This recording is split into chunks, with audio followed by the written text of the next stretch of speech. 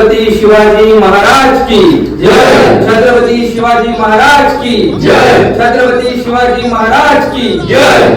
प्रथम मी व्यासपीठावर उपस्थित मान्यवर विद्यार्थी यांचे शब्दसमाधान स्वागत करत आहे। आदरणीय अकॅडमीचे संचालक सन्माननीय श्री विकास सर यांच्या विनंती करते छत्रपती शिवाजी महाराजांच्या प्रतिमेस पुष्पहार अर्पण करू।